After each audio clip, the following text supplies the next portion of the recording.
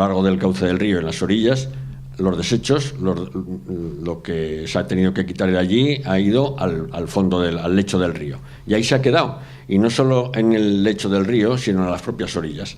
Me parece que no descubro nada cuando digo que habría que recordar cómo están las orillas del río justamente delante de Helios, de nuestro club. Eso no ha ocurrido nunca. Y eso que hay allí, eso no es del propio río. Eso es ni más ni menos que las gravas que se depositaron allí para que pudieran entrar las máquinas, los tractores y los artilugios varios para poder hacer el paso ciudadano, muy bonito, que ha quedado, pero tuvieron que hacerlo pasando las obras los instrumentos estos, las máquinas estas de obras públicas para poder trabajar.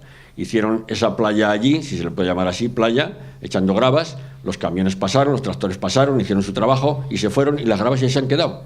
Ahí se han quedado. Eso no es del río, eso lo depositó allí el hombre. Nosotros dijimos ya hace mucho tiempo, yo no soy el que más sabe evidentemente de esto, ni muchísimo menos, pero sí que tengo muchos amigos que saben mucho, y me decían, esto como no se retire dentro de un año habrá tomateras. Y yo se lo dije así a quien tenía que haber actuado. Dije, dentro de un año tendremos aquí tomateras. ¡Hala, exagerados sois!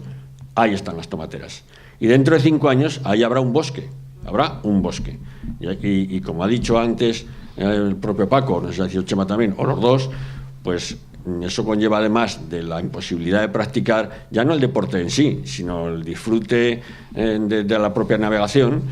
El día que se ponga bravo el Ebro, que es muy fácil que lo sea con frecuencia, pues eso llevará a inundaciones, ni más ni menos, porque el lecho está mucho más alto y el agua estará más alta y se irá por las márgenes. Y ahí en las márgenes hay ciudadanos que viven y que tendrán daños. Lo uno nos lleva a lo otro. El deporte por el deporte, porque es sangrante que nuestros chicos y los que no son nuestros, que son del náutico, que también son nuestros y los nuestros de ellos también, y todos los demás, y los amigos de Badorrey también, y que salen, es peligrosísimo, porque, bueno, delante de nuestro club precisamente, ya lo he dicho antes, es que es triste y lamentable que tengas que ver a los piragüistas echándose las piraguas al hombro y atravesando 100 metros por encima de las piedras para poder luego echarla, iba a decir, al agua. Bueno, tienen que ir caminando, aquello yo no sé si es piragüismo o es cross, efectivamente. Y luego los ciudadanos, pues bueno, es que eso es lamentable. Hemos hecho un alarde de recursos ahí que ha servido para mucho, para que Zaragoza quede muy bonita en muchas cosas, pero hombre, cualquiera que nos vea desde los puentes o de la otra orilla se echa las manos a la cabeza. Eso es indudable. O sea, el río es lamentable como está ahora. No ha estado nunca así de mal. Y el dragao, pese a quien pese, es imprescindible. Que es que ni no lo estamos diciendo nosotros. Está en todo el mundo y en Europa hay multitud de ejemplos. Y en la propia España también. Nada más. Muchas gracias, presidente. Muchas gracias. Pues nada, tú tienes el punto final, José María Esteban Celorrio, para cerrar este foro del deporte aragonés, donde hemos disfrutado, hemos conocido anécdotas, hemos recorrido también el tiempo de los años 68 hasta 2009, que estamos ahora mismo, y donde me gustaría también que dejaras un pozo de esperanza para todo lo que viene, que se han portado fantásticamente bien los chavales que han estado aquí. Los aleccionamos ayer, ¿eh? Eso está muy bien. No, mira, el mensaje está muy claro. O sea, nosotros en este momento estamos haciendo, concretamente hay una persona de la federación que está trabajando estupendamente. Lo tenemos muy claro, que tenemos que seguir desarrollándonos con los escolares. No te puedes imaginar en este momento la repercusión que los colegios, evidentemente el fútbol es el fútbol, el baloncesto, el balonmano, pero cuando les das una alternativa al deporte clásico de cancha, por llamarlo de alguna manera, o sea, tenemos una receptividad terrible. O sea, ya es la hora de que hiciéramos otra cosa.